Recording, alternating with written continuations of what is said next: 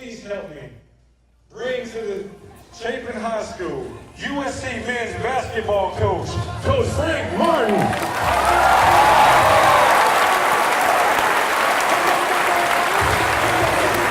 Thank you so much. Thank you, bro. Thanks, man. Thank you. This is awesome. Thank you. Jeez. Wow. How y'all doing? How y'all doing today, huh?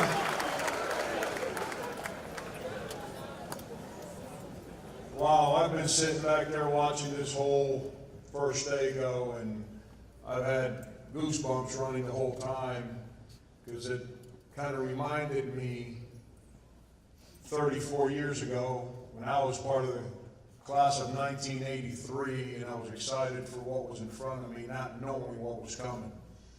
And then to sit here and listen to all the successes from Dr. Ross, and I'm in a leadership place. I can tell you this, us people that are out front leading, we don't face any success unless the people that are with us are right next to us every step of the way. And listening to the success of the student body, your spirit, student body of the year, that's powerful stuff. It's what it's all about. But there's one group of people that I got to say something to, because I was one of you for 16 years. If you're a teacher in here, please stand up real quick.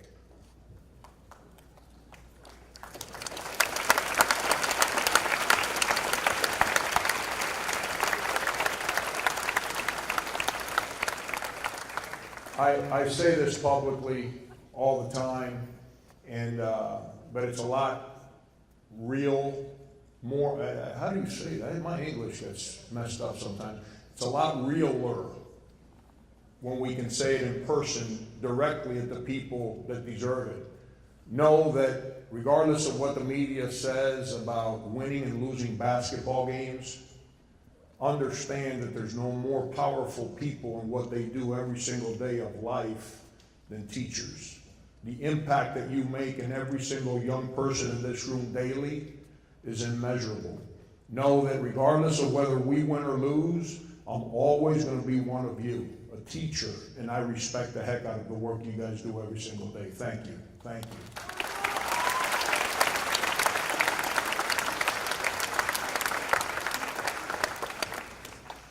Now to the young folks in here, if you're a freshman, understand before you realize that you're the ones that are going to be sitting here expected to lead the way the seniors are going to lead you through this year. And if you're a senior, understand that before you realize that you're going to be the 51-year-old that's going to be sitting here thinking about 1983. I remember in 1983, I used to think when they brought people back that played sports in my high school that were part of class of 1966. There's only 17 years difference there. I used to sit in those seats and I'd say, who's that old person? Why they got that old person in here talking? Well, I graduated 34 years ago, not 17 years ago. And I can tell you, I just had a get-together in my hometown of Miami, Florida, 2 weeks ago. And we had about 250 people there. I had former players, former coaches, former teachers, folks from my neighborhood, people. I saw a guy I had not seen since our graduation day in 1983. And it was powerful. And our ability to sit around and share stories with one another about everything that went on our senior year was powerful stuff. And you know the one thing that we all had in common then, and now in our 50s we still have in common? That we respected ourselves, our families, our friends, and our school building more than anything in the world. And even though we came from a neighborhood that maybe didn't have as much as we needed to succeed, from a materialistic standpoint, we had one thing that helped us all move forward. We had unbelievable care, passion, and love connected that helped us all figure out a way to succeed. And at the end of the day, that's what matters. See, you have to respect yourself. You have a sense of responsibility to yourself every single day. I hear people all the time that they, like when I recruit kids and they show up on campus and we start developing our relationship, they always say to me, I want to help my mom. But yet they won't do right. They won't listen. Their work ethic isn't very good. And I sit there and you know what I say to them? I say, you got two choices in life now. You're going to make your mom cry tears of joy or cry tears of sorrow. There's no in between. Tears of sorrow is going to make her life shorter. Tears of joy is going to make her life longer. You get to choose which one you want to be a part of. You get to choose which one you want her to experience. And that's a decision that you choose every single day. See, here's the one thing that I'm going to start speaking like an old man to you. I'm around young people every day, so I always feel young. But life has also taught me a whole lot. The most powerful thing life has taught me is that it's put incredible people in my life that have helped teach me. I've made mistakes. Heck, I've made more mistakes than all you young people in this room put together. But there's a difference between mistakes and problems. People that could have mistakes is part of life. You got to learn. But when you respect yourself, you end up having people in your life that also respect you. And they help you through those mistakes so you can grow. If you don't respect yourself, then people don't respect you. If they don't respect you, then when you make a mistake, they're not there to help you. They're not there to offer advice, to teach you, to hold you accountable so you can grow. So what happens? You're going to make the same mistake again. And when you start making the same mistake over and over, that becomes a problem. In life, problems are eliminated. Mistakes are kind of understood. So the important thing is every day, as you go through your journey, is always be prepared to have a better day tomorrow than you had today. Whether today is good or bad, whether our guys win or lose, doesn't determine how we practice the next day. It's how we approach today. I've got a little thing with our team, and I believe in structure. I think I could be wrong, but I've never come across a young person that doesn't want structure. We're not comfortable with it, but we thrive for it. Because the more structure we're given, the more success we deal with. And as young people, the more success we taste, the more we want. Nobody wants to fail. Nobody gets out of bed and says, I want to fail today. Nobody gets out of bed and says, you know what? I'm going to go get in trouble. I want people to speak negatively about me today. Nobody does that. But there's also the other side of the equation. Winning's not for everybody.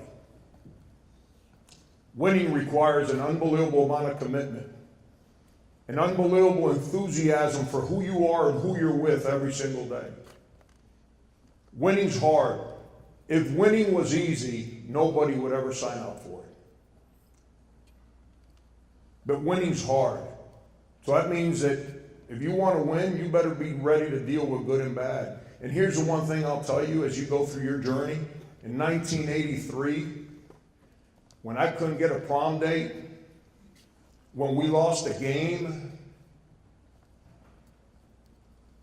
when I got in trouble, when I failed that test, I thought the world was coming to an end. I thought I had so many problems in my life. I got bad news for you. Those are layups compared to the real problems you're going to face as you go through life. And the more success you experience, the more responsibility you will have. And with more responsibility comes more problems. Who sang that song? Jay-Z? I got 99 problems and you ain't one? Isn't that Jay-Z who sang that? Huh? I can tell you this, I got 99 problems every single day of my life. And if it's not for the people in my life, whether it's my wife, my kids, my assistant coaches, my players, my boss, it'd be hard to manage my problems every single day by myself. So as you go through it, understand that you need to respect yourself. And I'll leave you with this thought, because the spirit that I felt as soon as I was standing in that tunnel back there was powerful. The spirit I felt when I walked in the front door of the building, and every single person I came across had a story of success. That doesn't happen by mistake. That goes back to what I just told you. That means that we got a lot of people that care in this building. A lot of people that care about success. A lot of people that are willing to make a mistake and grow because they trust the person next to them. A lot of people that respect themselves and are excited about giving to the person next to them. That's what it's all about. But as a young person, remember this as you go through life. Music, television, movies, whenever you like a song or a movie or a TV series, heck, you can DVR it, you can replay it, you can get in your car and program the one song you want to listen to and listen to it over and over and over. As you're writing your song, as you're playing your role in your movie, you don't ever get to replay the day that you're in. You don't ever get to replay today when you wake up tomorrow. You better learn from the good and the bad today. You better be excited the good man above gives you an opportunity tomorrow. And then you better attack it to make it the best day you've ever had. And along that way, you're going to face some difficult moments. There's going to be some obstacles. There's going to be some difficult times. Don't throw in the towel when it gets hard.